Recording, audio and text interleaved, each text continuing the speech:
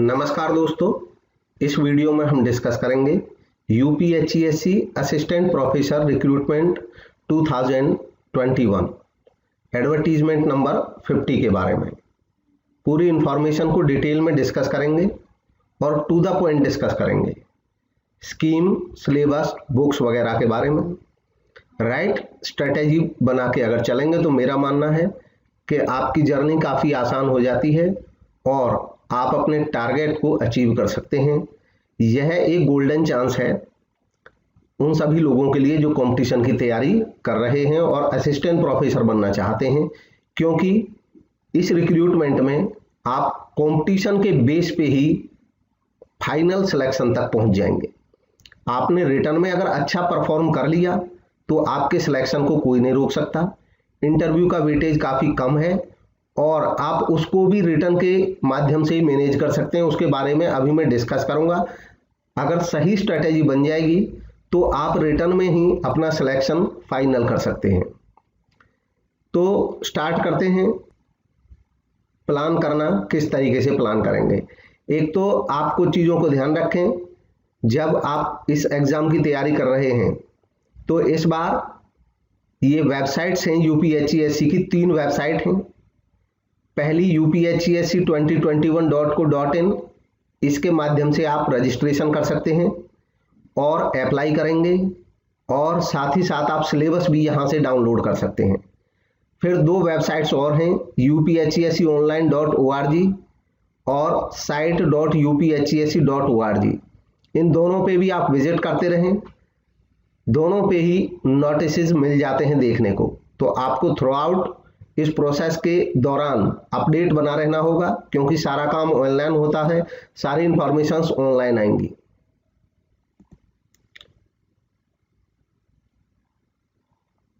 इस रिक्रूटमेंट से रिलेटेड कई सारी क्वेरीज कमेंट के माध्यम से मेरे पास पहुंची हैं। मैं उन सबको 1 बाय 1 इस डिस्कशन में शामिल कर लूंगा और उन सब के जवाब आपको मिल जाएंगे। आप ऑनलाइन अप्लाई करेंगे, ऑफलाइन आपको कुछ भी भेजने की ज़रूरत नहीं है, ऑनलाइन अप्लाई कर देना है। अगर आप गवर्नमेंट सर्विस में हैं पहले से, चाहे स्टेट में या सेंटर में, चाहे कोई भी आपकी पोस्ट है और आप इस पोस्ट के लिए आप अप्लाई करना चाह रहे हैं, तो आपको एनओसी की ज़रूरत पड़ेगी अपने इंटरव्यू के समय। लेकिन अभी से हर हाल में आप अपने एम्प्लॉयर को सूचित कर दें, आप उसको इन्फॉर्म कर दें कि आप इसके लिए अप्लाई कर रहे हैं असिस्टेंट प्रोफेसर की पोस्ट के लिए यूपीएचईएससी में। तो प्रोसेस स्टार्ट हो जाएगी। जब आप इंटरव्यू पे जाएंगे आपको एनओसी मिल जाएगा। इसके अलावा आप जितने भी पेपर्स इसके एडवर्टीजमेंट से लेकर के, शुरुआती नोटिस से लेकर के आपका एप्लीकेशन और आप जो भी पेपर उसमें लगाएं, उन सब की हार्ड कॉपी अपने पास बिल्कुल संभाल करके रखें। उन सब की ज़रूरत आपको पड़ेगी, कोई भी चीज़ मिस नहीं हो। इवन आपके जो पेमेंट की कॉपी है वो भी आपको अपने पास रखनी है। अब बात करते हैं सिलेक्शन का आधार क्या है। सबसे महत्वपूर्ण यही पैरा है उन लोगों के लिए जो कंपटीशन की तैयारी कर रहे हैं, क्योंकि जब तक हमारे सामने हमारा ऑब्जेक्टिव क्लियर नहीं होगा, क्लैरिटी नहीं होगी, हम टारगेट सेट नहीं कर पाएंगे। और अगर टारगेट सेट नहीं कर पाएंगे तो सिलेक्शन हमारे लिए मुश्किल हो जाएगा। एक बार टारगेट अच्छे से सेट किया, फिर आप अपनी अकॉर्डिंगली स्ट्रेटेजी बना के चलें तो आपका सिलेक्शन काफ़ी आसान हो जाएगा। तो इसके गणित को समझते हैं। सबसे पहले जो क्राइटेरिया है सिलेक्शन का वो है क्या, इसको समझने के बाद आप अपनी स्ट्रेटेजी बेटर तरीके से बना पाएंगे। तो इसमें हम सबसे पहले देखेंगे कि जो आपका फाइनल सिलेक्शन होना है उसमें 2 ही चीज़ मैटर करेंगी, रिटन एग्जाम और इंटरव्यू, परीक्षा और साक्षात्कार।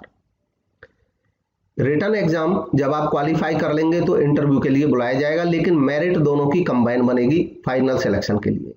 Written exam totally objective questions का होगा और ऑब्जेक्टिव क्वेश्चंस जो होंगे उसमें 2 पार्ट होंगे। टोटल 200 मार्क्स का रिटन एग्जाम होगा, जिसमें 60 मार्क्स की जीके और आपके सब्जेक्ट के 140 मार्क्स। इंटरव्यू के लिए 30 मार्क्स अलग से रहेंगे। टोटल जीके के 60 मार्क्स आएंगे आपके 30 क्वेश्चन से और सब्जेक्ट के 140 मार्क्स 70 क्वेश्चन से, यानी कि हर क्वेश्चन 2 मार्क्स का होगा। कोई नेगेटिव मार्किंग नहीं है। आप ज़्यादा से ज़्यादा क्वेश्चंस को ट्राई करेंगे, कोशिश करेंगे, इसलिए उसमें कोई आपका लॉस नहीं होगा क्योंकि नेगेटिव मार्किंग है नहीं। एग्जाम जो होगा वो परीक्षा का प्रयागराज में ही किया जाएगा। प्रयागराज में ही आपको रिटन एग्जाम देना होगा। इसके अलावा सारी इंफॉर्मेशन आपके पास SMS या ईमेल के माध्यम से आएंगी या समाचार पत्र या वेबसाइट पे। आप वेबसाइट पे जरूर बने रहें, बार बार इनकी वेबसाइट्स को चेक करते रहें। इसके अलावा SMS और ईमेल के माध्यम से भी आपको इंफॉर्मेशन मिलेगी। आप सिलेबस जरूर डाउनलोड करें तैयारी करने के लिए। जैसे पहली स्ट्रेटेजी आपने मार्क्स को देख कर बनानी होगी, फिर अपना सिलेबस को अकॉर्डिंगली डिसाइड करेंगे। तो अब मार्क्स में क्या खेल है जिसके माध्यम से आप अपना फाइनल सिलेक्शन नज़दीक कर सकते हैं और इंटरव्यू की बिना परवाह किए। तो इसके बारे में मैं कुछ डेटा रखूंगा पुराने। जनरल कैटेगरी के जो कैंडिडेट थे उनके रिटर्न में पिछली बार जो सिलेक्शन हुआ था, वो जिन लोगों का 147 तक रिटर्न, इंटरव्यू नहीं, मैं केवल रिटर्न की बात कर रहा हूं, यहां तक सिलेक्शन हो गया था टोटल 200 में से। इसके अलावा OBC जो कैंडिडेट थे उनका, OBC कैंडिडेट का जो सिलेक्शन हुआ था वो लास्ट 130 तक हुआ था, जिसका 130 है। इसके एक आध नंबर आगे पीछे हो सकता है, लेकिन ये क्राइटेरिया मैंने लोगों के जो परसेंटेज थे उसको देख करके निकाला। मैं रिटर्न की केवल अभी बात कर रहा हूं। SC कैटेगरी में 116 तक भी रिटर्न में किसी के मार्क्स आए तो उसका भी सिलेक्शन हुआ। अब इनसे ऊपर कुछ ऐसे भी हो सकते हैं जिनका नहीं हुआ, अगर उनके इंटरव्यू में कम रह गई, तो मैं ये कहूंगा कि इंटरव्यू को आप कैसे मात देंगे और इंटरव्यू का जो क्राइटेरिया है आप उसको रिटर्न में ही कैसे पूरा कर लेंगे। इंटरव्यू के मार्क्स थे लोगों के 30 में से जो हाईएस्ट मार्क्स थे वो 27 थे और जो लोएस्ट मार्क्स थे किसी के वो 12 थे, यानी कि 27 और 12 का टोटल डेविएशन था इंटरव्यू में। टोटल डेविएशन मार्क्स में अगर देखें तो 15 का होता है 15 का, 15 मार्क्स का, और 15 मार्क्स को अगर हम क्वेश्चंस में बांट दें तो 7.5, 7.5 क्वेश्चन के 15 नंबर हो जाते हैं। नेगेटिव था ही नहीं, नेगेटिव है ही नहीं, इसलिए आप केवल 7.5 क्वेश्चन अगर आपके सही हो जाते हैं, आप 8 का मार्जिन लेके चलिए। 8 का मार्जिन, अगर आप इनमें 8 क्वेश्चन और करेक्ट कर देते हैं तो 16 मार्क्स जोड़ लीजिए, और 16 मार्क जोड़ने पे आपका सिलेक्शन लगभग ये समझ सकते हैं कि आप सिलेक्शन की दहलीज पे पहुंच जाएंगे। आप इतने क्वेश्चंस को एक्स्ट्रा तैयार करेंगे, 8 क्वेश्चन। अब 8 में भी ये लगा लीजिए आपने जीके में थोड़ी सी अच्छी तैयारी कर ली तो आप 2 क्वेश्चन आसानी से बढ़ा सकते हैं, और अपने सब्जेक्ट में थोड़ी सी अच्छे से तैयारी कर ली स्ट्रेटेजी बना करके तो 6 क्वेश्चन बढ़ा सकते हैं, और इंटरव्यू आपको कोई नुकसान नहीं देगा। रिटर्न में ही आप अच्छी परफॉर्मेंस अपनी दिखा सकते हैं। रिटर्न के लिए क्या स्ट्रेटेजी बनाएंगे आप, उसके बारे में अब डिस्कस करेंगे। आपको इन वेबसाइट्स पे विजिट करते रहना होगा इंफॉर्मेशंस को लेने के लिए। इसके अलावा ये जो वेबसाइट है इससे आप अप्लाई करेंगे, और इसी वेबसाइट पे सिलेबस यहाँ पे लिखा हुआ है, आप सिलेबस डाउनलोड कर लें अपने सब्जेक्ट का। सारे सब्जेक्ट का सिलेबस यहाँ से आप डाउनलोड कर सकते हैं, जिस पे क्लिक करेंगे उसी का डाउनलोड हो जाएगा। इसके अलावा आप जनरल नॉलेज का जो सिलेबस है वो भी एकदम लास्ट में है, इसी में आप जनरल नॉलेज का सिलेबस GK का सिलेबस भी डाउनलोड कर लेंगे और फिर अपनी तैयारी स्टार्ट करेंगे। इसकी स्ट्रेटेजी आप कैसे बनाएंगे, सबसे पहले GK का सिलेबस आपके सामने है। ये सिलेबस की जो यूनिट्स हैं 6 यूनिट्स हैं, हिंदी में भी दिए हैं, इंग्लिश में भी दिए हैं। मैं एक एक करके हर एक यूनिट का बताऊंगा कि उसकी तैयारी आप कहां से इफेक्टिव तरीके से कर सकते हैं। सबसे पहला पोर्शन है करंट अफेयर्स का। करंट अफेयर्स की तैयारी करने के लिए आप कोई भी मंथली मैगजीन जरूर पढ़ें, जैसे कि प्रतियोगिता दर्पण काफी ऑथेंटिक मैगजीन है। आप प्रतियोगिता दर्पण मंथली मैगजीन पढ़ेंगे, पिछले 3 महीने की कम से कम मैगजीन जरूर पढ़ें। उसमें मेजर इवेंट्स ये सब आपको मिल जाएंगे, अलग से कहीं ढूंढने की जरूरत नहीं है, उसको गो थ्रू कर लें तो आपके ज्यादातर क्वेश्चंस इसमें से अटेम्प्ट हो जाएंगे। इसके बाद है टीचिंग एंड रिसर्च एप्टीट्यूड और इंफॉर्मेशन इन कम्युनिकेशन टेक्नोलॉजी और पीपल एंड एनवायरनमेंट। आपने UGC नेट की तैयारी जरूर करी होगी और यूजीसी नेट की कोई बुक भी आपके पास होगी। अगर नहीं है तो यूजीसी नेट की आप पेपर 1 की बुक ले लें, यूजीसी नेट की पेपर 1 की बुक, यूजीसी नेट या एनटीए नेट अब कहते हैं। इसके अलावा ऐसे ही आप अपने सब्जेक्ट की भी बुक ले लें, जैसे अगर कॉमर्स के हैं तो आप यूजीसी नेट के कॉमर्स की भी बुक ले लें। अब ये बुक किसकी लें, आप किसी भी पब्लिशर की ले लें, उससे कोई फर्क नहीं पड़ता है। आप नेट ऑलरेडी क्वालिफाई कर सकते हैं, तो इतना आभास आपको हो जाएगा कि उस बुक में कौन सी चीज ऐसी है जिसको नहीं पढ़ना है, जो आउटडेटेड हो चुकी है। हाँ, बुक का फायदा आपको ये होगा कि अलग अलग बुक्स आपको ढूंढनी नहीं पड़ेंगी, एक ही बुक में आपको मटेरियल मिल जाएगा। पेपर 1 की बुक में यूजीसी नेट के एनटीए नेट के पेपर 1 की बुक में आपको टीचिंग एप्टीट्यूड और रिसर्च एप्टीट्यूड नाम से यूनिट्स मिलेंगी। आप उनको पढ़ें और उनके प्रीवियस क्वेश्चंस को भी उसमें से तैयार करें। इंफॉर्मेशन एंड कम्युनिकेशन टेक्नोलॉजी, ये भी आपको एनटीए नेट के पेपर 1 की बुक में से मिल जाएगा, उसको पढ़ें, उसके प्रीवियस पेपर्स को पढ़ें।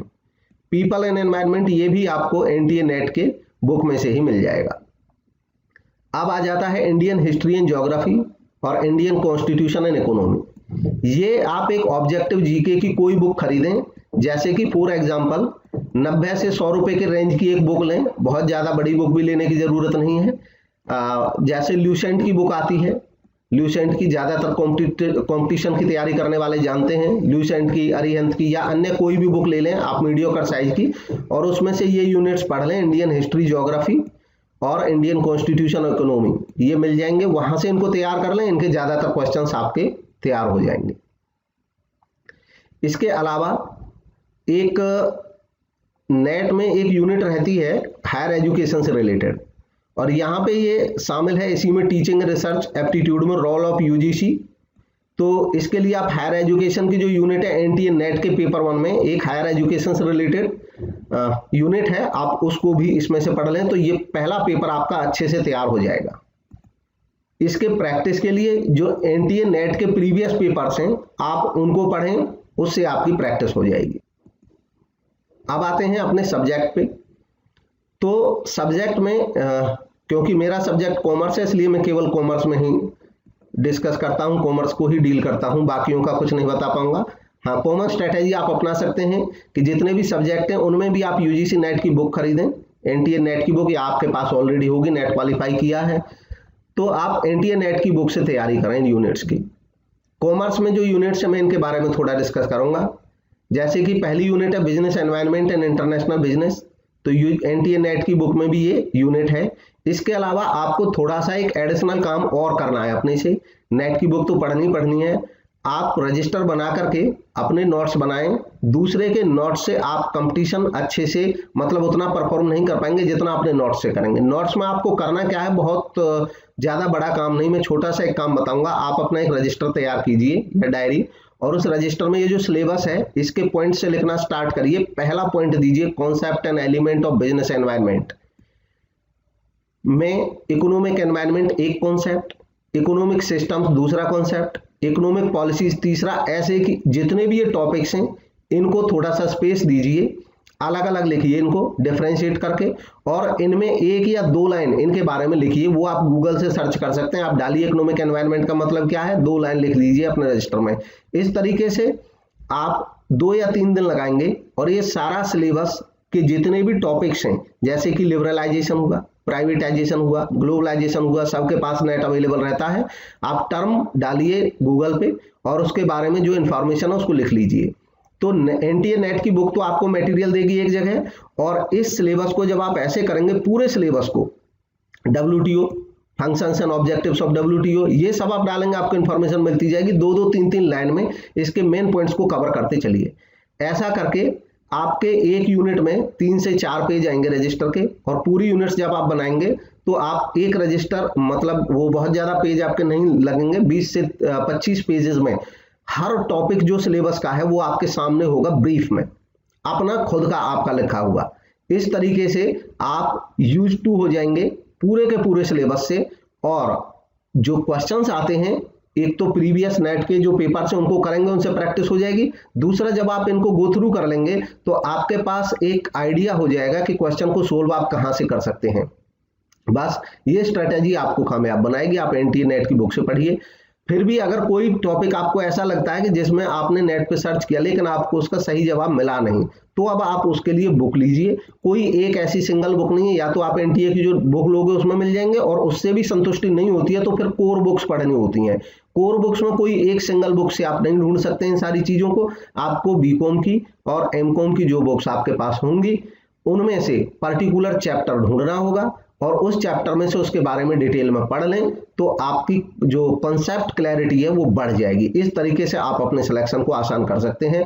अब रही बात कि साहब इतनी मेहनत कैसे करेंगे, तो क्योंकि ये कोई छोटी पोस्ट नहीं है, एजुकेशन के सेक्टर में खासतौर पे टीचिंग की जितनी भी पोस्ट होती हैं उनमें से सबसे अच्छी पोस्ट इसको माना जाता है। आप इसको लेना चाहते हैं तो आपको एडिशनल कुछ तो एफर्ट करने ही होंगे। इसके अलावा आपको थोड़ी बहुत सपोर्ट मेरे इस चैनल पे मिलती रहेगी, ऑथेंटिक मिलेगी, बेवजह की नहीं। अननेसेसरी मैं कोई आपसे वादा नहीं करूंगा कि सारा मैं प्रोवाइड करा दूंगा, लेकिन आने वाले टाइम में आपको कुछ दिनों में दिखेंगे कुछ वीडियोस मेरे जिनमें मैं एक यूनिट पे कॉम्प्रिहेंसिव वीडियो बनाऊंगा। जैसे मार्केटिंग मैनेजमेंट पे आपको कंप्लीट मिल जाएगा, बैंकिंग एंड फाइनेंशियल इंस्टीट्यूशंस पे लगभग सारी यूनिट्स पे मैं बनाऊंगा। आने वाले टाइम में आपको वीडियोस मिल जाएंगे। रही बात पीडीएफ की, जो लोग पीडीएफ मांगते हैं मुझे लगता है वो अपना टाइम वेस्ट करते हैं। आप पीडीएफ से कुछ नहीं कर सकते हैं। आप जो अपनी कॉन्सेप्ट बिल्डिंग करनी है वो आप मैटर, या तो कोई वीडियो आ गया है किसी का भी, चाहे मेरा है या किसी और का है, आप उस वीडियो के इत्मीनान से देखिए, जो पॉइंट्स हैं उनको नोट करिए। ठीक वैसे ही क्वेश्चन पेपर है आपके सामने, तो क्वेश्चंस को, जो क्वेश्चन आपको महत्वपूर्ण लगे उनको आप नोट करिए थोड़ा सा पॉज करके। आप जब नोट करेंगे तो आपकी जो मेमोरी है वो लंबे समय तक उसके बारे में बनी रहेगी। तो ये था आज का डिस्कशन हमारा इस रिक्रूटमेंट के बारे में।